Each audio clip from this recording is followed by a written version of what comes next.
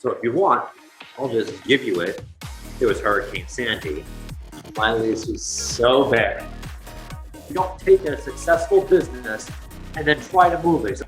God can take that bad spot and he can make it way better than you could ever imagine. Hey everyone, Dave Menz, Laundromat Millionaire here in Cincinnati, Ohio. I'm back today for another wonderful episode of Laundromat Millionaire Business Podcast. I'm here with my amazing, beautiful wife, Carla, and we have a super exciting guest for you today. So we are excited to get started with him today. Carla, do you want to introduce our guest? Yes, definitely, Dave. I am excited to introduce our guest today. He is a laundromat owner in the Atlantic Highlands, New Jersey.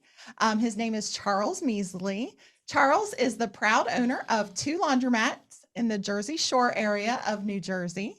He entered the industry in 2012 by acquiring a rundown laundromat near his home. And only a few months later, that business was destroyed by Hurricane Sandy.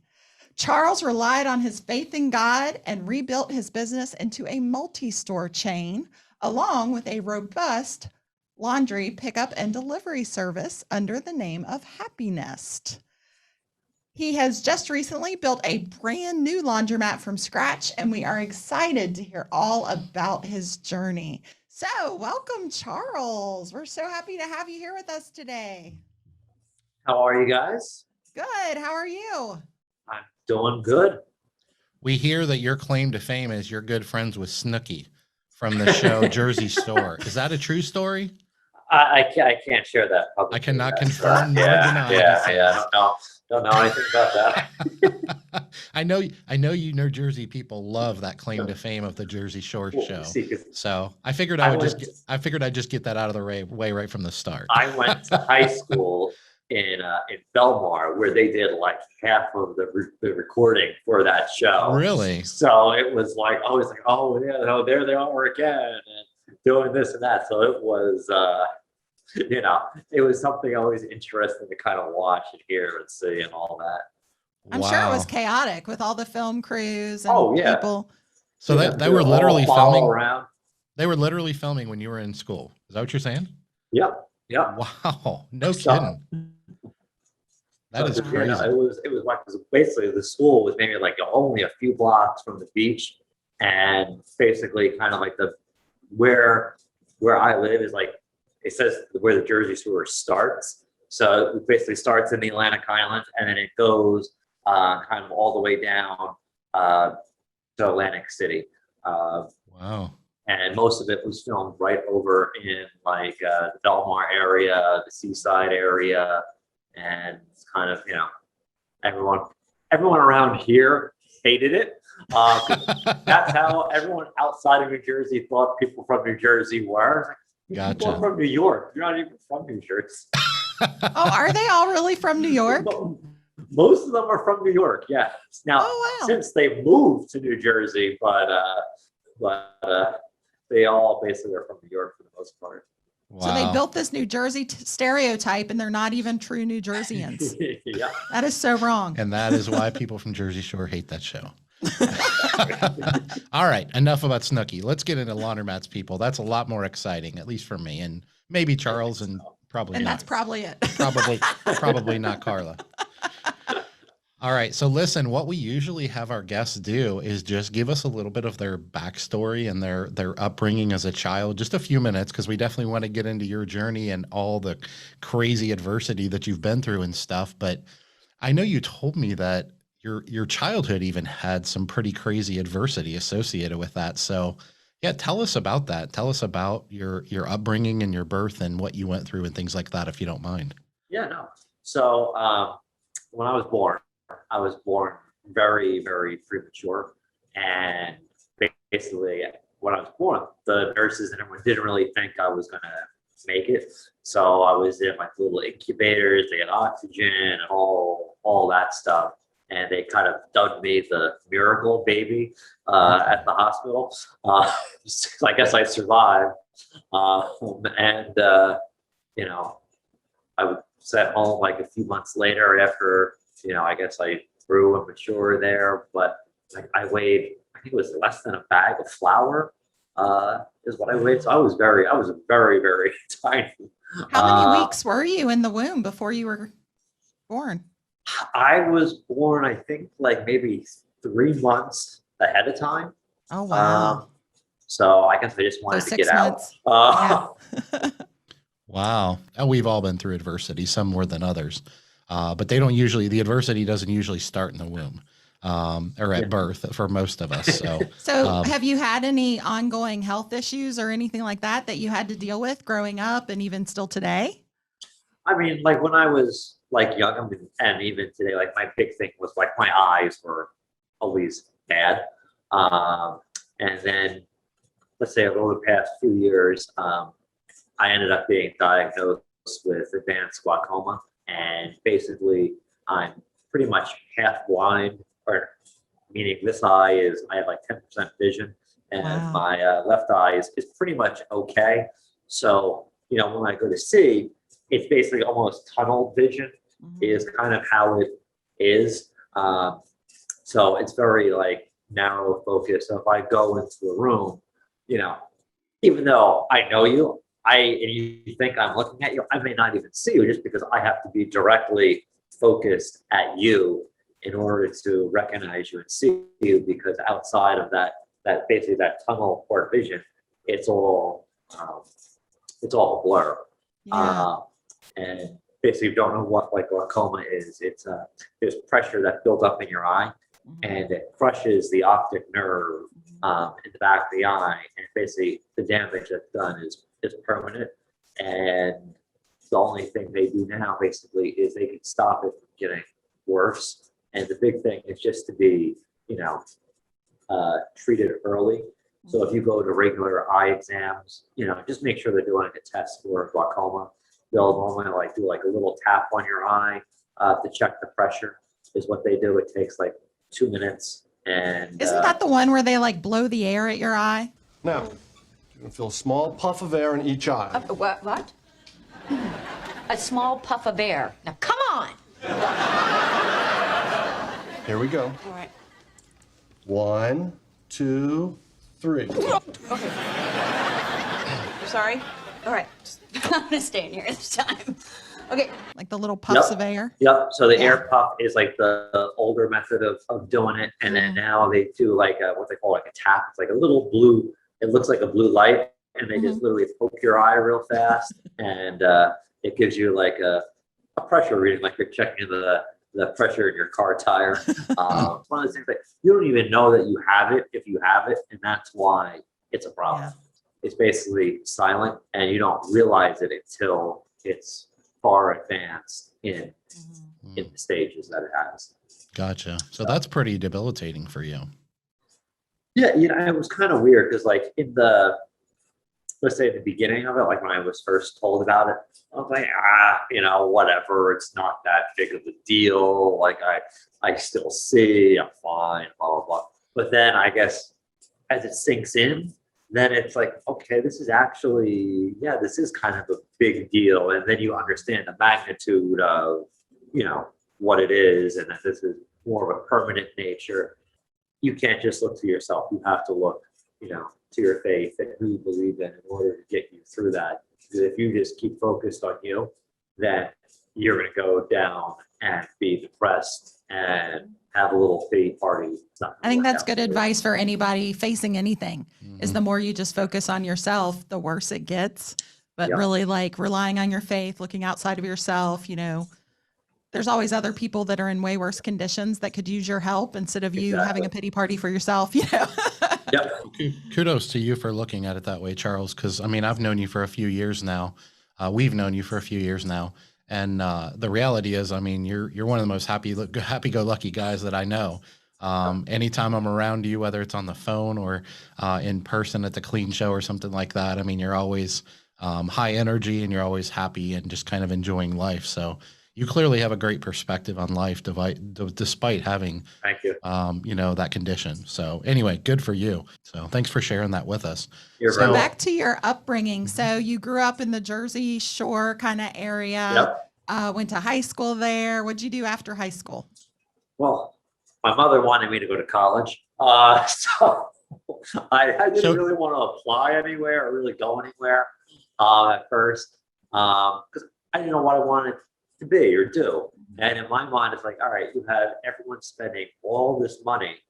But I first went to just a local community college because, again, I didn't really know what I wanted to do. I liked business and I really liked politics and all of that. So those were kind of my two passions. So when I was at this community college, I studied a little bit of both, and I ended up going to Rider University maybe like 3 years later because I had a really good political science program, and they had a degree program which basically mixed business communication with politics.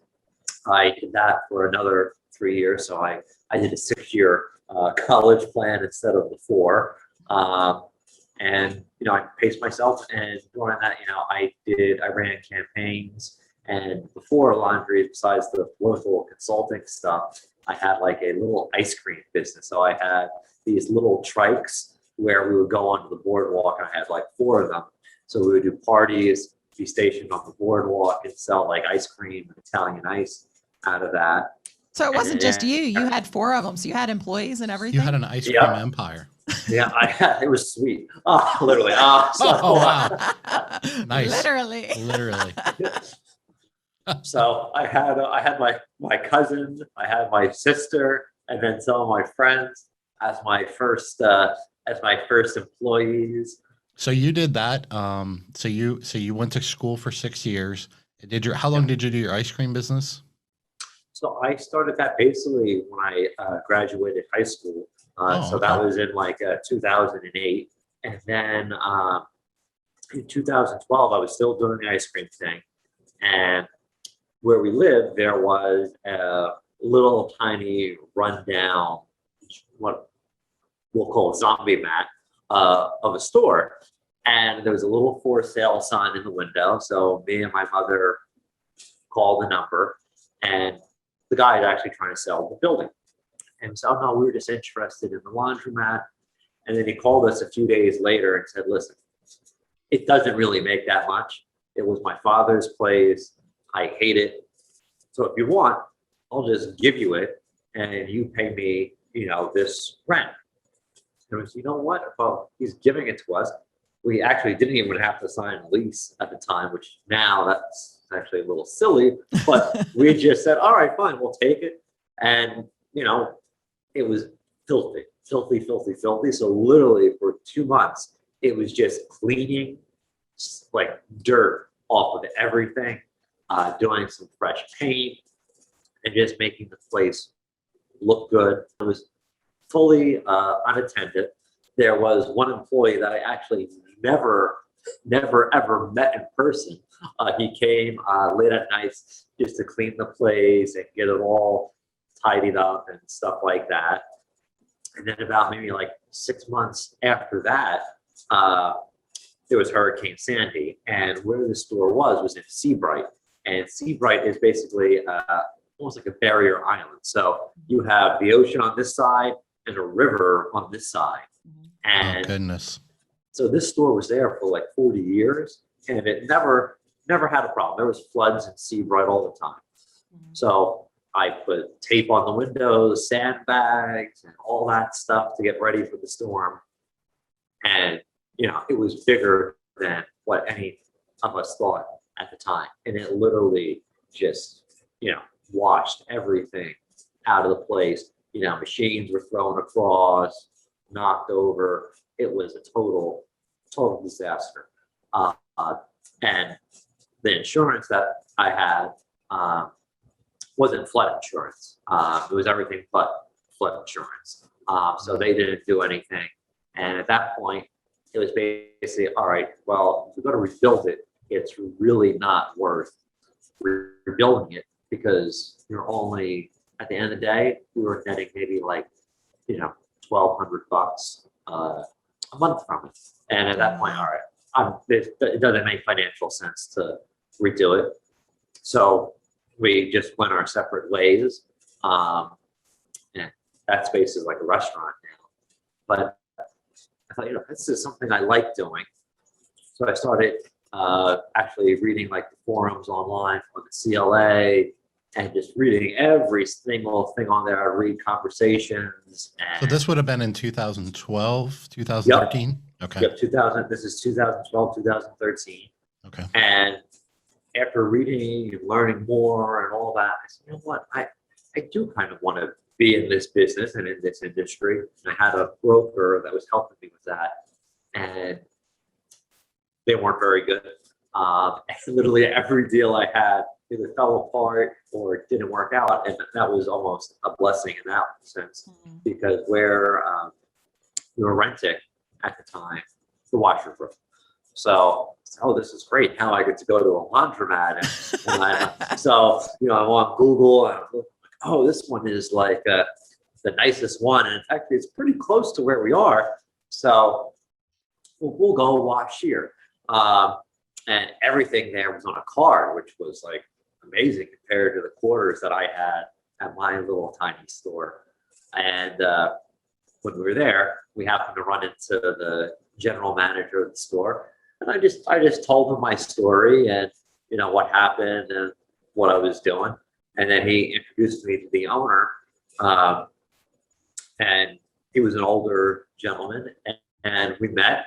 And eventually, I ran into the owner another time, and we exchanged numbers. And he said, I'm not interested in selling, but if you want to, get lunch and just talk about business and all that, we can do that.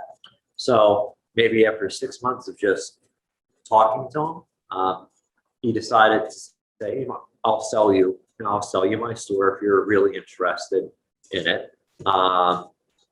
And that basically started my journey as to my first, I'll call it my first real store. It was. Can I ask you a question, yeah, Charles? sure. What, and you may not know the answer to this. I'm just curious, and I suspect our audience is curious. So you spent 6 months with this gentleman, kind of getting to know him and learning the industry or the business from him in some level. During that whole time, were you trying to convince him to sell you the store? Or did you really accept his words of, I don't want to sell? And then all of a sudden he just one day flipped a switch and changed his mind. Was that strategic on your part? So I knew he didn't want to sell it. But in my heart, I wanted him to sell it. It's like, I thought this store was perfect. I thought, Okay. this is great. This is what I want. And at the same time, I said, even if I don't make a deal with him, I'm learning a lot from him. Sure. I was 23 at this point, and he was 85 years old. But no, we would just go, we would have lunch, and literally just as friends, because I was still looking for other stores in the area. So I would show him deals that I would be looking at and get his thoughts and stuff like that.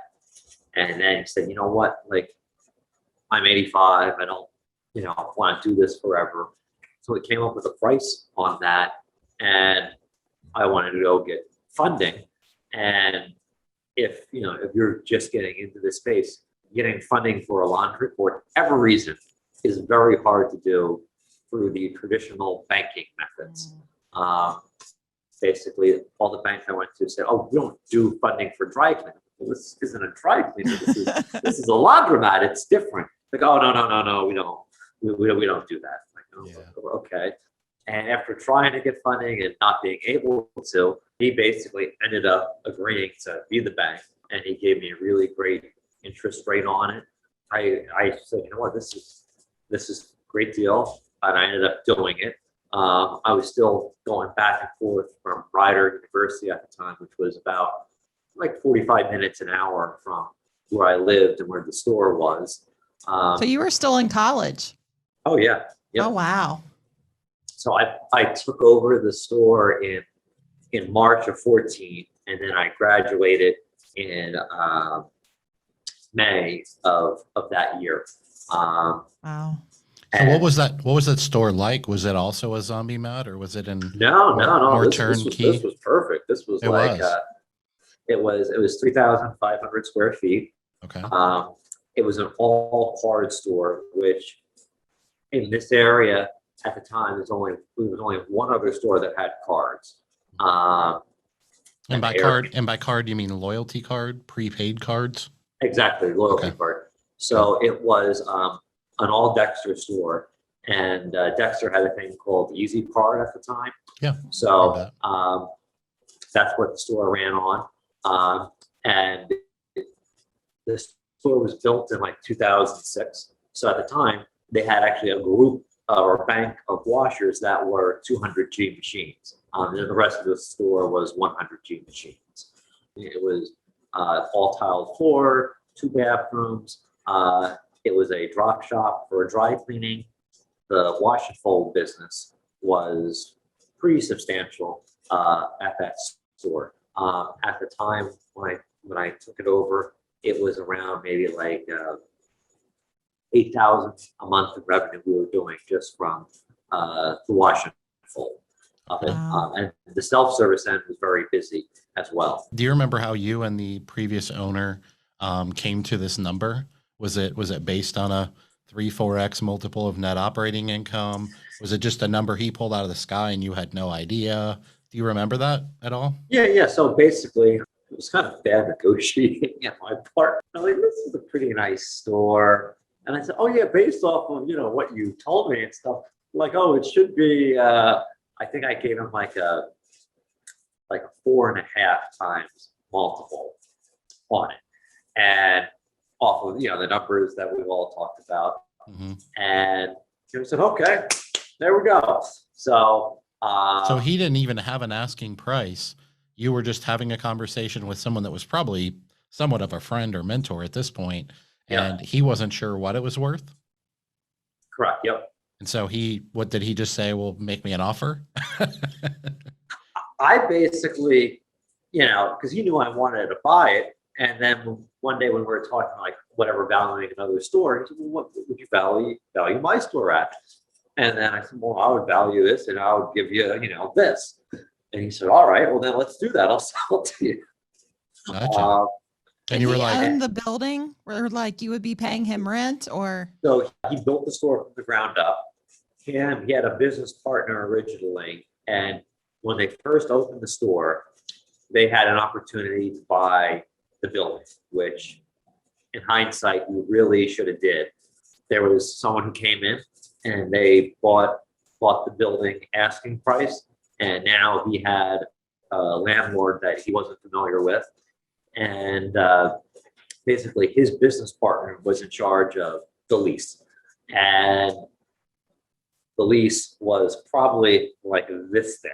oh, my And goodness. it was, outrageous for what it was. And the big thing is whenever you're doing any commercial lease, you have to look at the CAM and you have to look at the increases that happen in it, because you have your base rent and that price could be fine and that could be fair, but with whatever the increases are and particularly how the CAM is structured, it can make or break you.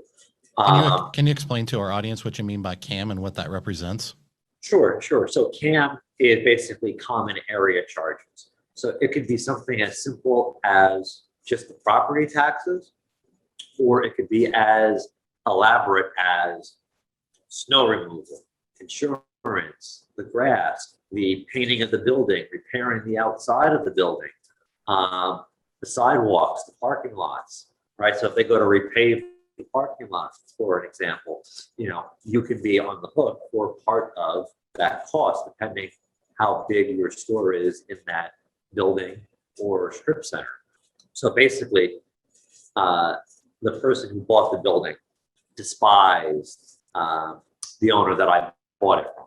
During the housing crash, he tried to basically force a renegotiation of the lease. So what him and his business partner decided to do was, we've asked her to lower the rent. The landlord didn't want to do it. So they said, all right, we're going to go into bankruptcy and we're not going to pay them. And then they'll be forced to renegotiate the rent. Well, it didn't work out for them. They got an eviction notice on the door and basically totally destroyed the relationship that he had with this new landlord. And then from that point on, it was just a back and forth of how can I make your life harder kind of situation. And again, when your lease is this thick, the landlord has the power to basically make your life hell in a way. So, for example, he got an $8,000 snow bill because the landlord didn't care. She wasn't paying for it. She found the most expensive person to remove the snow, and things like that. So eventually, after all of the garbage and back and forth was sorted between them, one thing that came out was he did get a slight break in the rent. It was capped at a price. And basically, with me taking over the lease, now all of a sudden, what I thought I was paying in rent increased by about $2,500 a month, which Wow. Wow. led to me going back to him, and we knocked a big chunk off of that sales price because now the cash flow isn't what we both thought it was. Now it's So- something totally so- different. So was that not disclosed in the numbers that you and him saw?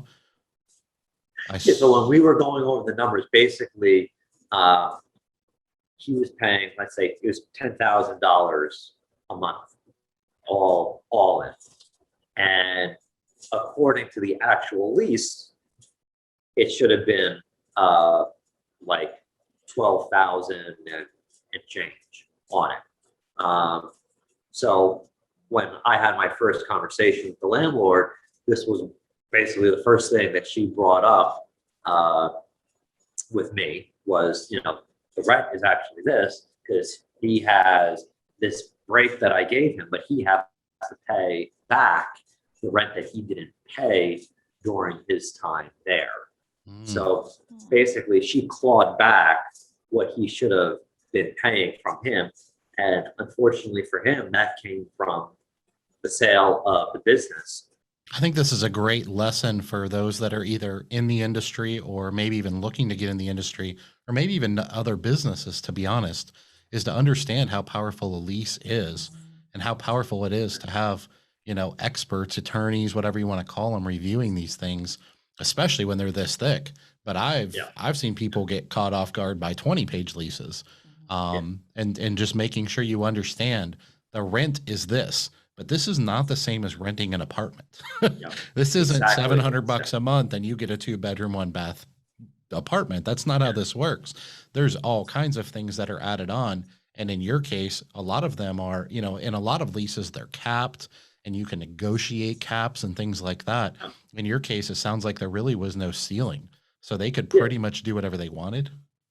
Exactly. So that CAM section is basically where they can say, hey, we're going to spend, 20 grand on a parking lot, and now you have to pay us your portion this year. Is basically how the lease was structured.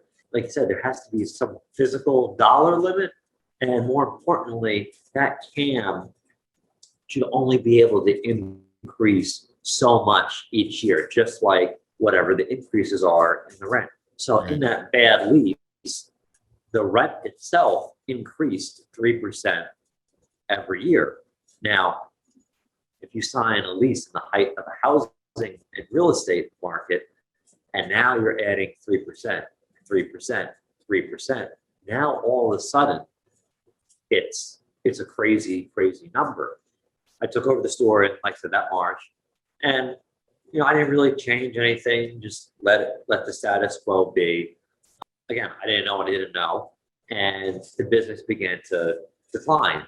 So come, let's say, November, December of that year, now all of a sudden, now instead of being cash flow positive, now I'm cash flow negative, and I don't have a lot of reserves. I only have a little bit. I'm putting back in the little bit that I have to keep it going.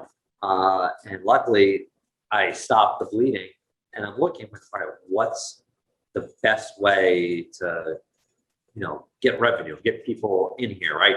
So at first I said, all right, self-service. All right. I said, all right, I want to do promotions on these machines and this and that. And maybe it would change the numbers a little bit. What can I do? Can you give us an idea? Can you give us an idea of roughly how much, let's say a week or a month, however you want to explain it to us, that the revenue that you were doing at the time?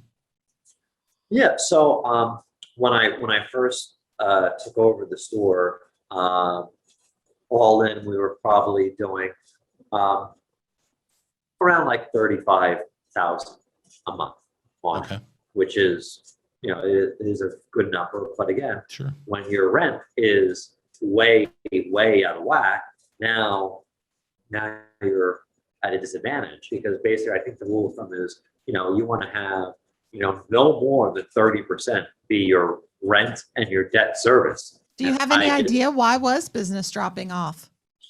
um, I wasn't focused on it enough really because I was doing political stuff. I was doing school. I let people that I thought knew what they were doing in charge instead of me actually overseeing and doing my job as an owner on it. Cleanliness went down of the store itself, and then the quality of the wash and fold went down as well.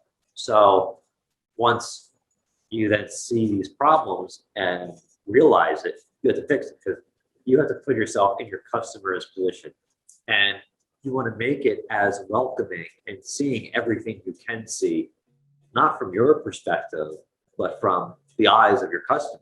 Because at the end of the day, they're who you're working for. The boss isn't me or you. The boss is really the customer. Without them, we're all fired and we all don't have a job. And that I think is the mindset that you kind of have to have, when you're viewing your business or any opportunity that you're looking at. How does the customer see it? And how do I get rid of the problems that they face when they're coming to my store? So you went in there and you went into your stores, you kind of looked at it from a customer perspective and realized you needed to work on the cleanliness. You needed to work on your employees, getting employees and managing your employees maybe more closely Yeah. to make sure they were doing a consistent job. And then you also tried to look into some promotions that you just did kind of on your own. Yeah, because I would say that the biggest thing I think is, your employees are really a reflection of you, right? So I forget who said it, but like your investment in this store, however much it is, let's say you have $500,000 in this store, you're leaving $500,000 in the hands of your poorest trained employee, and you're trusting them with that money, whether you think that or not. They're now in this position where they're overseeing this huge investment that you have in this laundry. And if you don't take the time to train them and work with them, then you're leaving your investment in the hands of however lowly paid or lowly trained that employee is. I think that's a great point, Charles, because in a lot of my conversations, people come to me and they say, "What should I do? What should I do regarding marketing and promotions?" And if I try to do it, if I remember, I always tell them, "Well, the first thing, let's talk about your store, especially if it's a coaching client or something like that. Yeah. Let's make sure that all the T's are crossed, all the I's are dotted for what I call the foundational part of the business. Getting the store clean." And so you recognize that wasn't happening. And so you weren't promoting your store, but you knew you needed to grow your business. And so you recognized that. You took the accountability and said, "Hey, this is my baby. This is my business. This is my bad. And I need to own this. I need to go do something about it." So walk us through the process of how you turned that around. And then I'm curious too, like what type of marketing and promotions did you find work to help you grow the business? Sure. So like the one kind of, I guess my breaking point was there was a washing machine where someone, I don't know, they washed like a dog bed or whatever, right? And the person who was responsible for cleaning took a sticky note and wrote, "Me to clean this machine. Put it on the machine for someone else to do." And once I saw that, I said, "You know what? This is ridiculous." I said, "You know what? You stink at your job. This is not what you do. You call out half the time. You're fired. You're done. I'm going to work here until I find someone else who I actually like." So that was your breaking point, which I think we Yeah. all have when we enter that Yeah, kind of a I was journey. like, I'm like, it needs to be cleaned. Your job title is cleaner. What do you mean it needs to be cleaned? So at that point, after I got let's say my house in order, so I started, posting stuff on Facebook. I started doing little ads. Initially, I did self-service related things and stuff like that. And then I began focusing on just, hey, drop off your stuff, drop off your clothes, drop off your clothes. When I bought the store, they also had a website at the time, which looked like it was made in probably 1993. It was bad. So I redid the website on WordPress, and at that point just started promoting basically, hey, this is who we are. One big thing I did was, leave a review. I would leave little cards in our drop-off orders for people to leave a review. I would do, I guess, like a giveaway. So I would have people say, hey, if you leave a positive review on one of these sites, and if you do, we're going to pick someone to get a $50 gift card for a store. So you have to build a reputation of your business online, because that's what people are going to look and see. We always did pick up and delivery. The owner before me, I think, was really ahead of his time. He had like a shuttle bus when he first opened up, where he would shuttle people from apartment complexes to the store, to the food store across the street. He had pickup and delivery with laundry. And I think basically he was ahead of his time in that, he didn't have the technology that we had today. We can go on our smartphone, 1, 2, 3 click, and now I can schedule a pickup on a website to get my clothes picked up. So when I remade that website, I made a little contact page for people to click to do deliveries, because I kind of hit a maximum of, hey, there's only so many people are going to bring me clothes to my store. The rest, I'm going to have to go and get. And basically all this was from me having a really bad lease, pushing all these things to their best potential in order to outgrow my problem. You were which I desperate. was You were able to do. desperate, right? Yeah. You're looking for any income stream. Yeah. This wasn't I'm successful and I want to be more successful or ambitious. This is like, I'm trying to survive. Exactly. I want to just push pause real quick, if I could, Charles. Yeah. And just point out to people, first of all, we appreciate you being so transparent, because, we can all learn from our successes, but we can learn usually more from each other's, failures. And failure is a lot of times a temporary thing. You've obviously learned your lessons from these things, but it's no secret in the industry. But I just want to call note to it right now. One of the few things in this industry that is almost impossible to overcome is a bad lease, because the problem with a bad lease is it gets badder.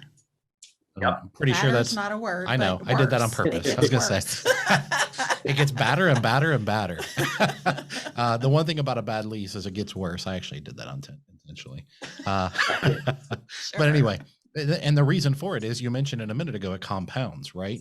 One thing about a lease is, if it's bad right now, you're not going to get 3% off next year. That's not how this works, but you probably will have an increase of 1, 2, 3% next year and the year after and the year after.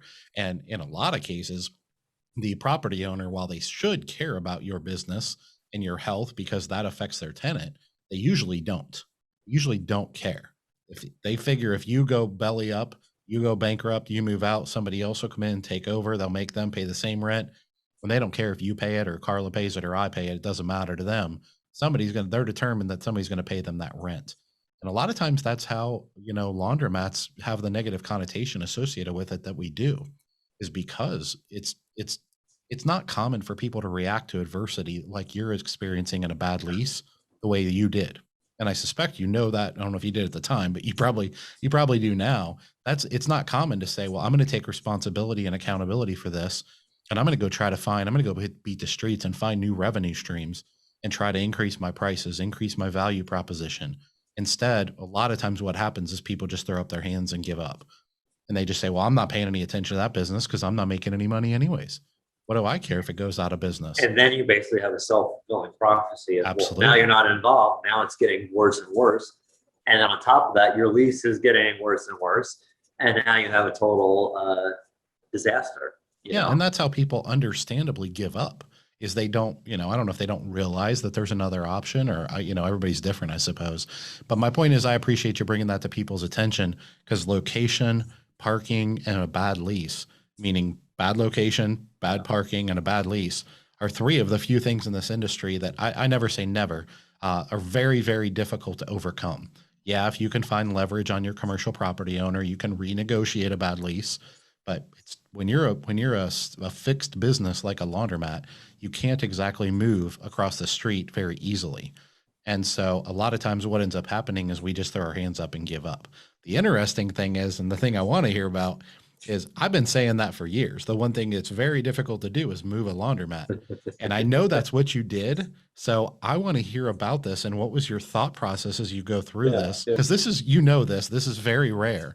And I think that our audience is probably sitting forward in their chairs a little bit right now, pretty interested to hear this story because I suspect there's other people out there. I know there's other people out there that are in bad leases that are trying to figure it out. And one thing we always say is, it's really difficult to move a laundromat or a lot of times impossible. So walk us through that process.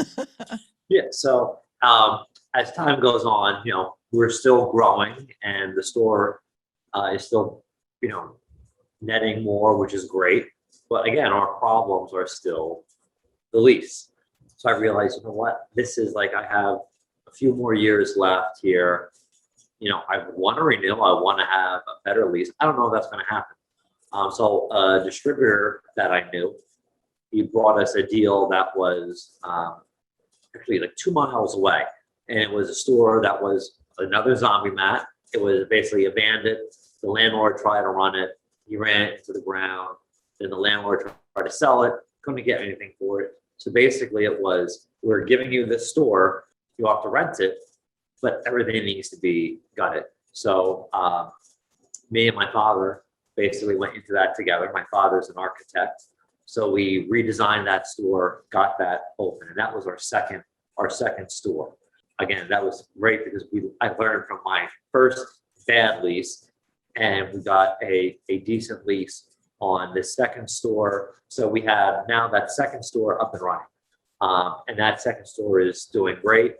And now fast forward to where our main store is, the lease basically ends in about 2 years. So I'm looking at what either A, I stay, or I close shop and maybe just do everything, my pickup and delivery stuff out of our Neptune store, which is our second store. Or do I move somewhere else right in my same area? So I'm looking, and say, all right, I got a good attorney from actually that works with Eastern Funding. I asked Eastern Funding, can you recommend me a good attorney that does, leases on laundromats? So I gave him my lease. He looked over it, and surprise, it was really bad. And you looked at that attorney and said, you had to go to law school to figure that out?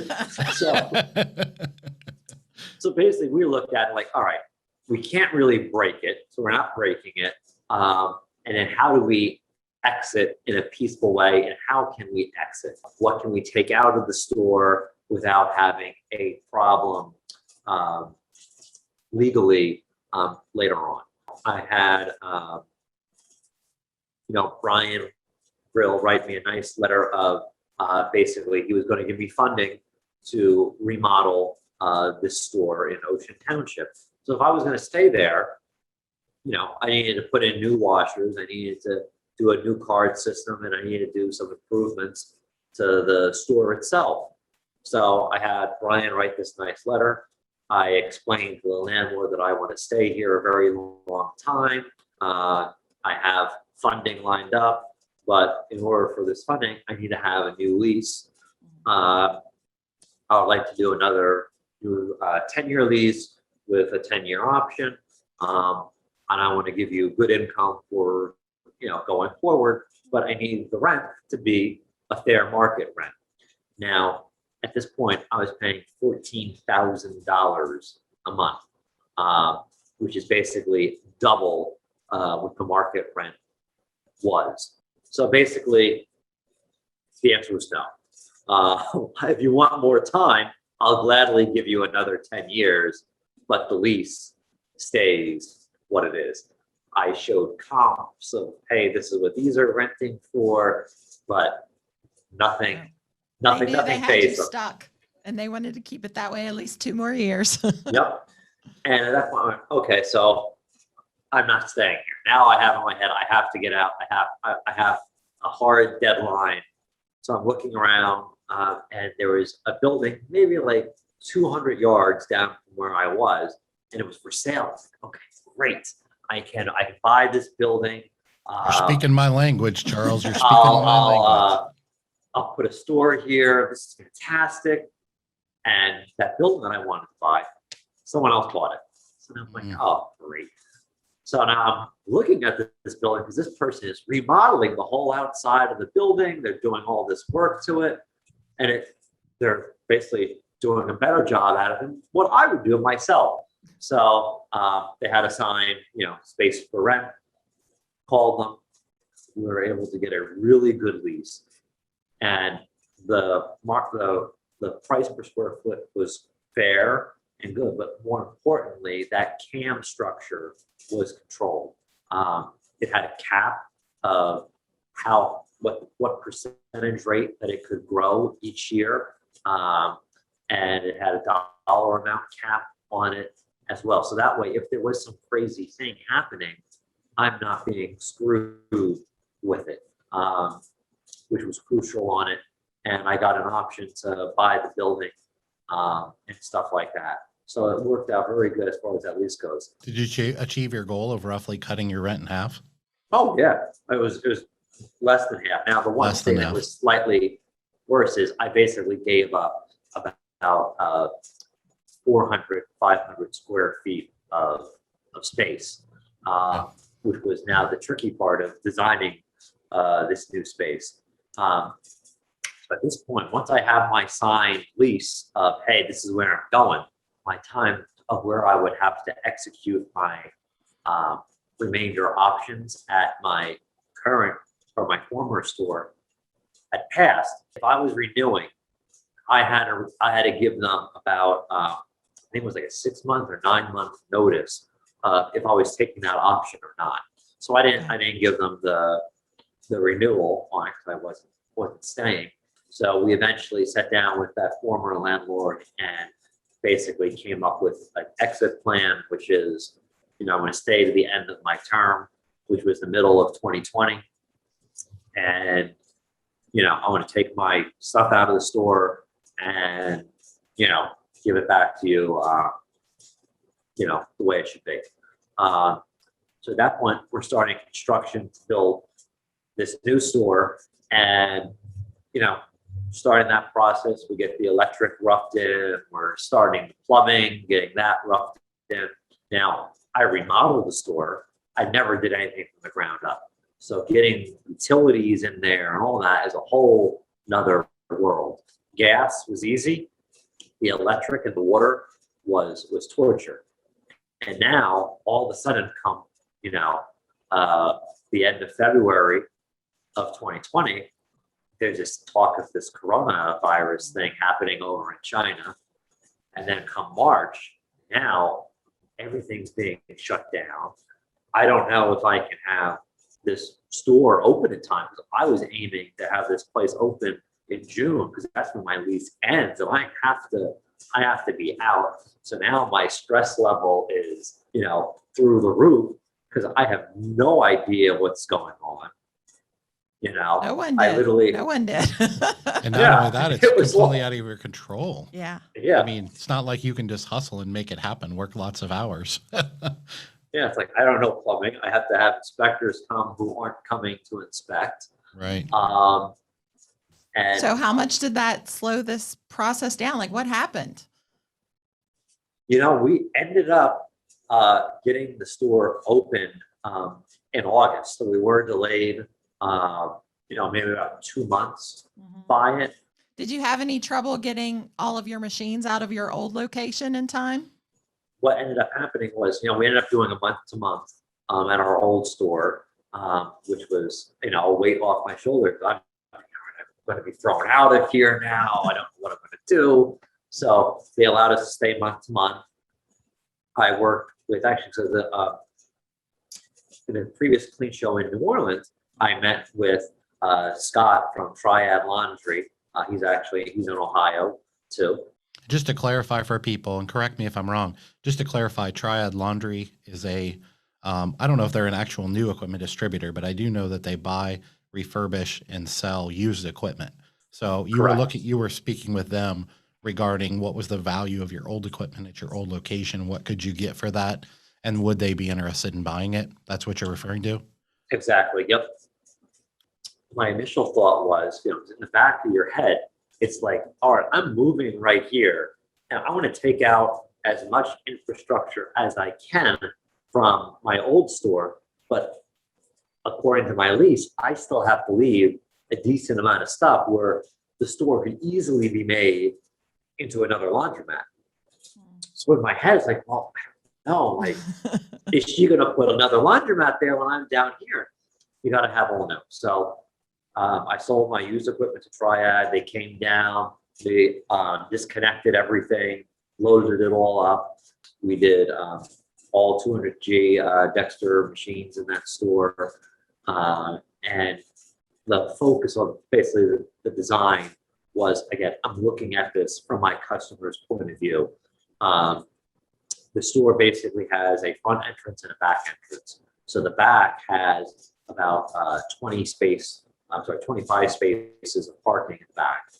So the back is really the main entrance for our self-service customers. So we have an automatic sliding door for them. So when you're bringing your bundles into the store, the door is opened up. You're not fighting with the door.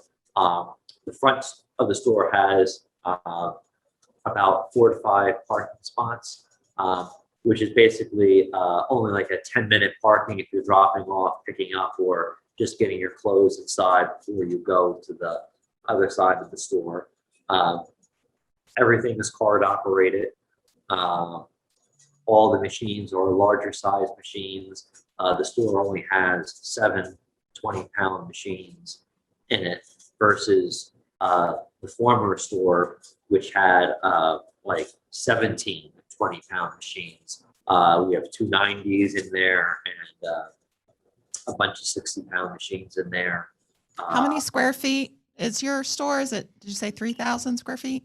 So this store is 2,900 square feet, Okay. where our old store was 3,400 and change. Okay. Yeah, I know Wow. you said you lost some because of, with the new It's place. basically like, we maximized every single thing that we could on it. So we put storage wherever we could.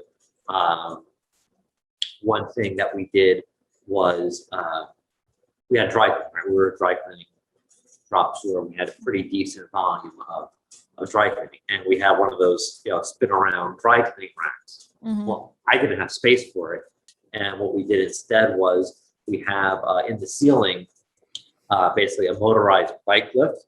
So this bike lift comes down, and all of the dry cleaning are now on this basically hanging rod, which we Oh my now move goodness. up the ceiling and then comes back down when we're getting clothes on it.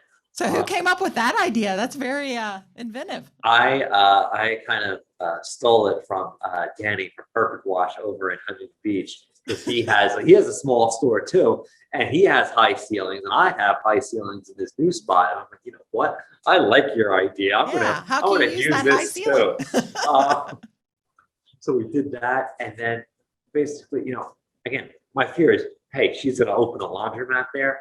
So I made it very, very nice. The bathroom is nicer than the bathroom in my own house. There's very nice trim accents along the dryers. We have big I-beams that are part of the building going across the ceiling. And I didn't cover them up. what I did is kind of did like a floating ceiling, and we highlighted those I-beams and put like LED strip light in there. So it's a very modern, clean feel to the place. And we just made it like, I kind of call it like a laundry palace. We want to give the customer the best experience they have, whether it's the atmosphere, the function, the flow of it. Because remember, what's the flow of that customer? They're coming into the parking lot, they're parking, they're bringing their stuff in. How easy is it for them to park, get in your store, get to a washer that they need, then go to a dryer, and then where I find most people skip out for whatever reason is folding tables. Well, yeah, you can have all these machines, but if there's nowhere for the person to fold their clothes, now you're putting a wrench in the flow, and now they're waiting. Was that part of your thought process for putting the 200G in? Was you were trying to increase the throughput, get them in, get them over, get them out as quickly as possible since you were losing that square footage? Yep, exactly. Because we were losing the square footage, even though our older store had it had 40 washers in the old store. But like I said, there was almost 20-pound machines, which is way too many. So really, the only sacrifice as far as machines go was in the number of 20-pounders. But the 200G was really, like I said, I want to get you in and out as fast as possible. On the drying end, I did more dryers than what was needed. If you have 200G, you can have like almost a 1-to-1 ratio. I've like doubled that because we do a lot of wash and fold, we do deliveries, and I didn't want people waiting for a dryer. We have 50-pound reversing dryers in there. We have 80-pound dryers in there, and then standard 30-pound stacks. The revenue that we are doing, even though the store is smaller size physically and less number of washers, is greater on the self-service end than our old store. And then our drop-off service is also gone up as well. And we do pick up and delivery. And during COVID, that first month was scary, but since then, the growth of the pickup and delivery side has been phenomenal over since last year with COVID. It almost was like, again, a catalyst of making people aware that, hey, I can get food delivered and I can get all this other stuff delivered. And now they're looking into this whole delivery mindset. And now they realize that, hey, I can have laundry picked up and delivered as well. And I think, like I said, this is, I think we're on the tip of the iceberg as far as the home pickup and delivery model goes for laundry. So I think the vast majority of people still are not aware of it. Yeah, I agree. Making people aware of it and the convenience factor of it, because it doesn't matter if a person is rich, if a person is poor, if they're young or if they're old.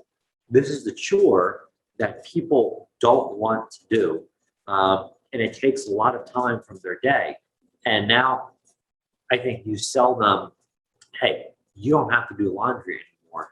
Now you're free to, hey, you can go to the beach. You can go get dinner with someone that you haven't seen in a while. You can relax, or if you're in a lower income level, hey, now I want, instead of me spending, 3 hours going to a laundromat and coming back, now I can actually have my laundry done and I can go work to provide for my family more. It's just that selling that convenience of it. And like that's the big thing is you're getting it back the next day and it's done the way you want it done. Yeah, that's fantastic advice. So I'm curious, your old space, has anything moved into it? Has a laundromat come in the space you left? So I guess the dream of my old landlord was to have I want to use the word food court, but that's not really entirely what it is. It's kind of like a food court. So she's basically making that space into 5 mini kitchens owned by 5 or operated by 5 different restaurant operators Mhm. under one brand name. So they're calling that place International Bites. So basically, you would walk in, and it's basically a focus on grab and go.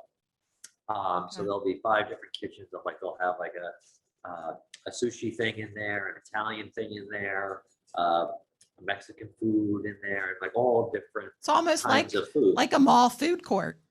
Yeah, yeah, Only it's, in 3,400 square feet. Yes. yes, which is A little tight, I would guess.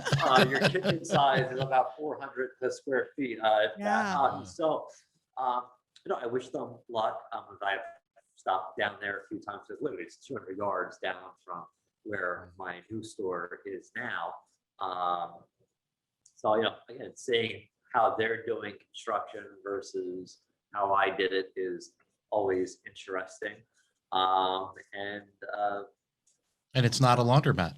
and it's not That's a lot, all and there. That's all that really matters. That's the big thing, 'cause, like, you have that feel like, All right. So listen, one of the things that I get in my coaching and even in, when I'm on Facebook groups and CLA forum and stuff like that, one of the questions I see and hear a lot of, even in my one-on-one coaching, is how tough it is to build a laundromat and whether it's something that someone should take on.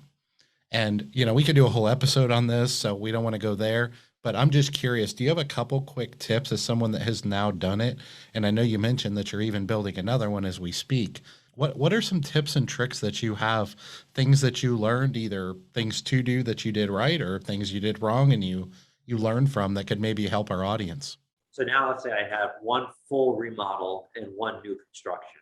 Okay. And initially I thought, oh, well, this new construction is basically going to be the same thing as this remodel. I'm just, doing a water connection and maybe changing a little bit of the power supply for the building.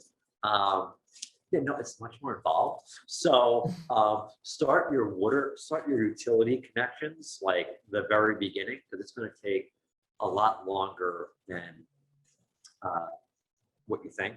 And so what you mean by that is the upgrades, right? Because they obviously, the white Correct. box space has water and electric and maybe gas in it, probably even has a drain somewhere, a little drain.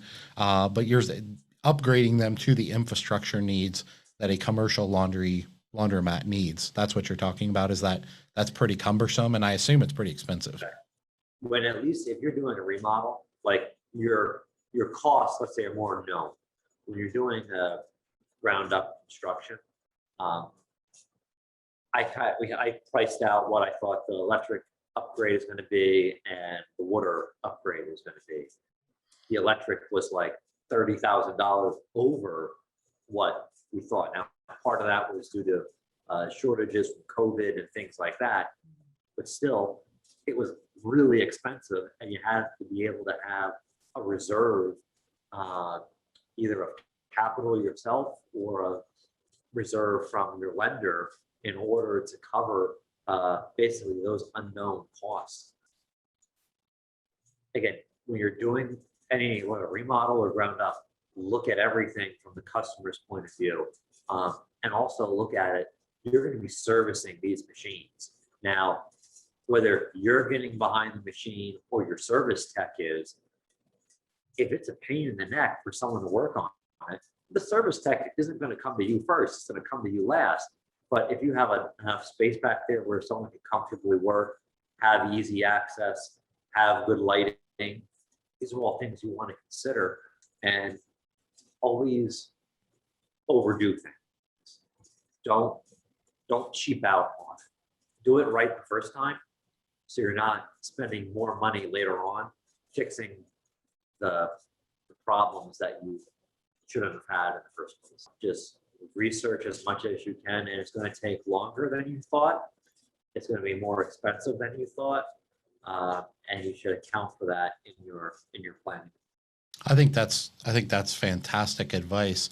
The thing I want to point out to people is, we talk quite often about existing laundromats and retrofitting them. And a lot of people make the assumption, and sometimes we can, where we can go into an older laundromat and we can utilize the existing bulkheads, for example, and the drains and the gas lines. And sometimes that is true. But there are older laundromats out there where that infrastructure is literally crumbling in your hands, meaning you're going to go into an existing laundromat and pretty much gut everything and put in new bulkheads and put in new gas lines and shutoffs and all those things. And a lot of people assume that because the infrastructure is in that condition of an older laundromat, that there's no value in the infrastructure. And what I hear you saying, and what I've learned over my years of doing this, is there's still a lot of value just in the access to the space. Having a properly sized gas line, drain line, water line, even if you're pulling all of the service legs out of the infrastructure and it's crumbling. I tell people all the time that I see that pretty comfortably at usually a 6-figure value of taking over an older laundromat, even if you're going to gut it all the way back to the service and start over with all new bulkheads, drain troughs. Even if you're gonna, even if it has a 4-inch drain and you need to jet it out and pump the pit, and it's still a lot cheaper than putting a pit in. If you have to change all the shutoffs on your bulkhead, it's still a lot cheaper than building all new lines. Yeah, no, exactly. And like when we did that store in Neptune City, that was about 30 years old, right? That place. And we came in and it's like, oh yeah, we're gonna save. Like we thought, oh, we're gonna save this. No, it literally like, it crumbles in your hands. When we took out the old dryers, the curtain wall that was up there literally fell down. And it's like, oh, well, we were gonna save that, but I guess not. And that in that store, the only thing we really only saved internally was the gas line for the dryers. Everything else in the store, the electric was all redone, the plumbing was all redone from the service in. But having that service, coming into the space, is a huge, huge advantage. Like this new store that we just did, the cost for that store was a lot more that second store that we did in Neptune, mainly because we're making connections and there wasn't a laundromat there. We're doing new penetrations through the roof to bring in makeup air and exhaust. All these things add up. You're putting a pit in the ground. There's value even if something is, older and you might not see it. Yeah. And then the flip side of that is because obviously you moved up the road, built a new laundromat in a white box space, and it still economically made sense. And the reason it made sense for you is because your lease was so ridiculous that it actually made My lease sense. is so bad. It made sense. And so, I'm a big believer in telling people, hey, let's as an industry, let's try to stop using absolutes. That's something I'm really focused on right now, just in our language and our conversations. The nevers, the always, well, you can never move a laundromat. Once it's there, it's always there. Well, that's not accurate. Charles Measley has proven that that's not accurate, and you're not the only one. People tell me, You can't do that. Are you insane? My distributor was going to say, I'm not going to sell. Like, are you sure you wanted this? Like, he didn't want me to do it. He goes, I don't care. Like, just stay there. You don't take a successful business and then try to move it. He says, no, you stay where you are. I'm like, hey, luckily I didn't listen. Yes. Yes. And again,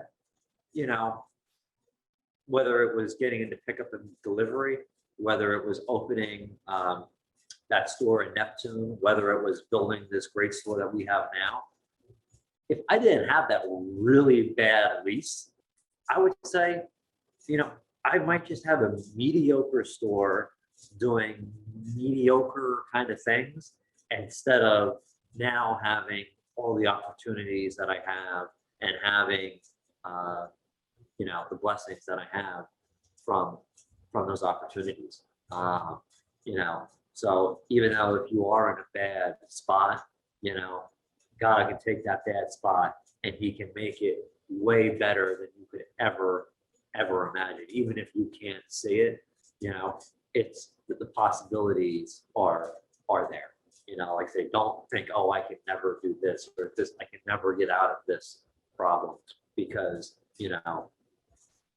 what's impossible for you is not impossible for God, and he'll lead you through it. Yeah. I had plenty of shortcomings and problems, to get to where I am now. But if I didn't have those problems, I wouldn't be here. That's right, because we learn from them. They make us stronger. And I know people don't like cliches, but the reality is the reason cliches are so cliche is because they're true. Like they're not just stuff people say. They're actually true. What doesn't kill us makes us stronger. What doesn't kill you makes you stronger, stronger. Or at least it should. In most cases, it does. Some people don't take those lessons, and we can't do much with that. But anyway, well, listen, man, thank you so much for taking the time and sharing your story with us. Your adversity, whether it's from being a newborn baby and having the adversity that you encountered back then and having to fight through your debilitating eye disease and all of the obstacles that you've overcome with Superstorm Sandy, which is just kind of crazy, and a out of control lease, and all the things that you've shared with us, the things you've overcome. Is it safe to say that you're in a better, healthy financial position business wise now than ever before? Because it sounds like you are. Yes, no, now it's, I don't want to say better than whatever I thought or dreamed of, but, from my point right now, we're doing a whole lot better than what we have ever done, in the past. Well, congratulations to you and your team. You've leaned on some experts in the industry. I know you're constantly networking, which I'm a big advocate of, talking to people in the industry.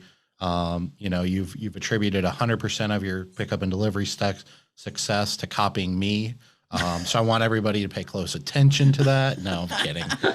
Carla's going to edit that out, but I'm not going to let her. No, seriously, the reality is that you leaning on your faith and God has gotten you through all the adversity that you've been through. But the reality is that we all know that God expects us to actually get off our butts and do something too. Use the tools, use the gifts, use the resources, help each other. Be abundant, have an abundance mindset, share this knowledge and information with each other, which is ultimately all we're about here at Laundromat Millionaire. So I appreciate you coming on, sharing the story with us. And then the last thing I want to point out is your journey started in 2012. And very quickly, Sandy happened and derailed everything. And here we are, not even 10 years later, and you're in an amazing financial position. And you've done the work. I know you have debt and you have leverage and those things, but you've corrected things that you've obstacles you've had to overcome, like a horrific lease. You've done the hard work to correct those. And I can now see for you, my friend, that the sky is the limit because, you're still pretty young. And I know you're going to do some amazing more things. So maybe in a few years, Carla and I will have you back on the podcast and we'll get a catch up because I know you're building a third store right now, which I'm super excited about as well. So listen, keep reaching for the stars, man. I appreciate you and our friendship. I appreciate all the value that you bring to the laundromat industry, to independent laundromat owners, and to the community that we're all trying to build here.